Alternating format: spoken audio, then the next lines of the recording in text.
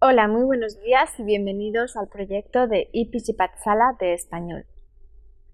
Yo me llamo María Teresa Miramón y soy profesora visitante de la Universidad Jawaharlal Nehru en New Delhi. En esta universidad enseño asignaturas de lengua, literatura e historia de España, como por ejemplo literatura española medieval o literatura española del siglo XX y contemporánea, al igual que historia de España del siglo XX y distintas asignaturas de lengua española. Hoy vamos a comenzar con el módulo 23 del paper de Historia y Cultura de Hispanoamérica, que se titula El neocolonialismo en América Latina, que habla de las diferencias del colonialismo y neocolonialismo. En primer lugar, se empezará definiendo el colonialismo clásico.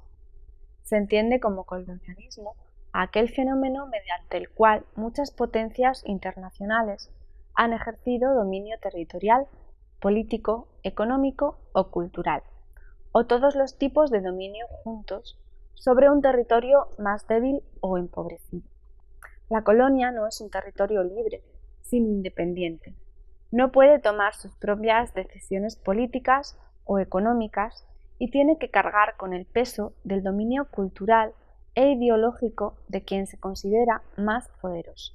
Por su parte, se describe el neocolonialismo como la práctica geopolítica que se encarga de utilizar el mercantilismo, clientelismo político, la globalización empresarial y el imperialismo cultural de influenciar en un país en el que grupos de oligarcas que hablan el mismo idioma y tienen la misma ciudadanía que los neocolonizados establecen una élite para dirigir las poblaciones y apropiarse de las tierras y recursos que poseen.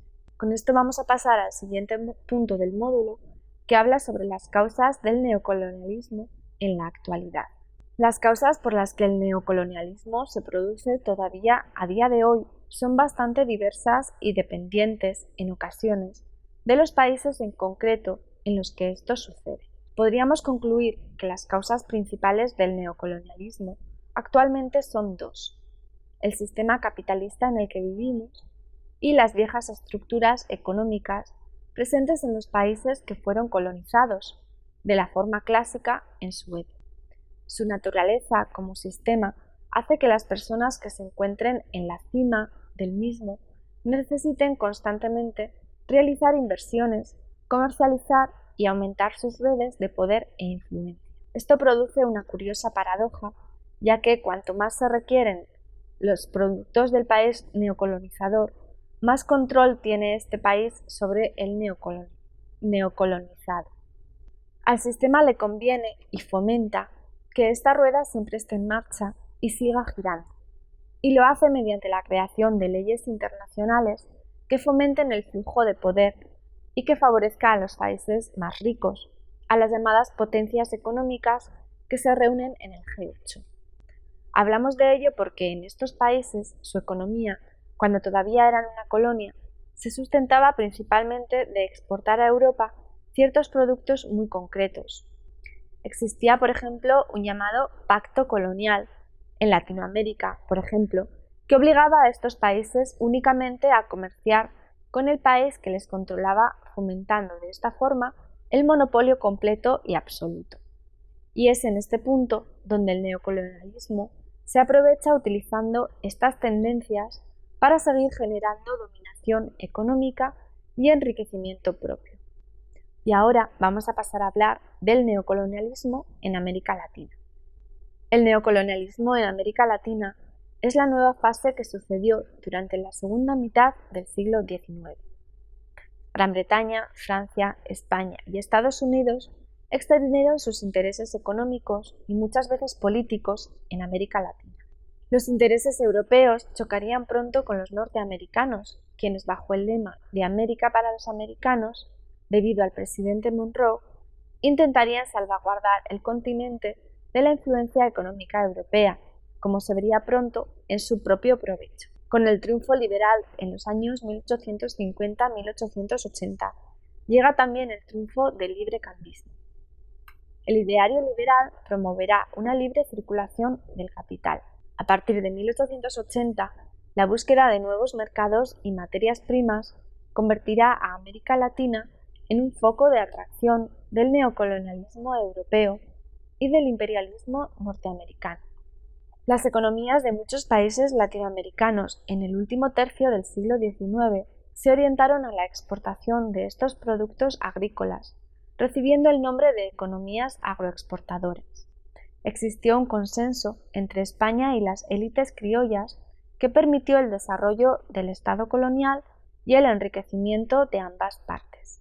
En el siglo XVIII, al operarse un cambio de dinastía en España con la llegada de los Borbones, se centralizó el poder político y económico de la metrópoli, algo que llevó al descontento de las élites criollas y fue una de las causas de la independencia de los países hispanoamericanos. En la segunda mitad del siglo XIX, y con el triunfo político de los liberales, las élites establecen relaciones comerciales con potencias europeas.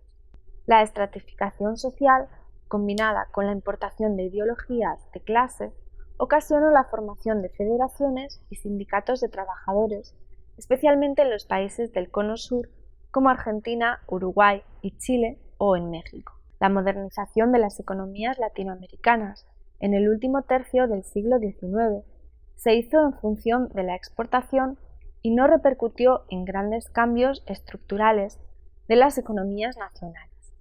El neocolonialismo inglés alentó la Guerra de la Triple Alianza, en la que se aliaron Brasil, Argentina y Uruguay contra Paraguay, y que fue una de las guerras más sangrientas de la historia, y en la que Paraguay quedó prácticamente aniquilado como país. Hablaremos de una forma general de las tendencias que se produjeron y se producen en América Latina como un todo. No hablaremos de forma concreta de algunos países en los que lo que explicaremos a continuación podría ser ligeramente distinto. Instalación del modelo agroexportador, la propiedad y el uso de la tierra, la mano de obra, capitales, inversiones e infraestructura y producción. Vamos a comenzar con la instalación del modelo agroexportador. Este modelo constituyó que los países latinoamericanos se dedicasen de forma masiva y especializada a exportar materias primas para que los países principales adquiriesen, para después de utilizarlos en su industria, crear productos que venderían de nuevo a estos países de Latinoamérica a precios muy superiores. La propiedad y el uso de la tierra.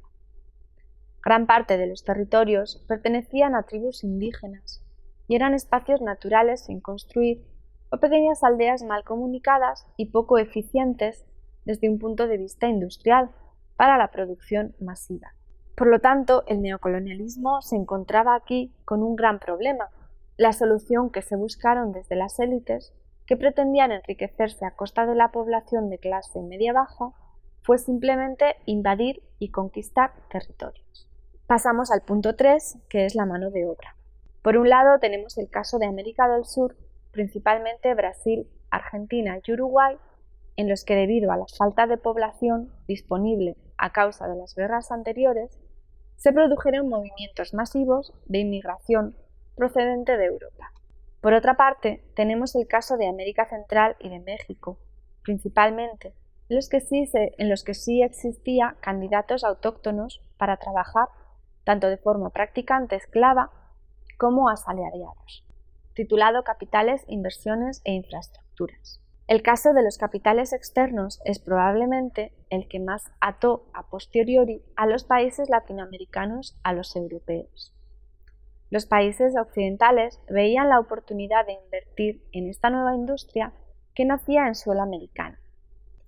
Por otra parte, se produjeron grandes inversiones en los puertos que permitían transportar todas las mercancías generadas hacia sus nuevos destinos, tanto en Europa. Los gobiernos de todos estos países comenzaron a adaptarse y a acostumbrarse a recibir dinero externo.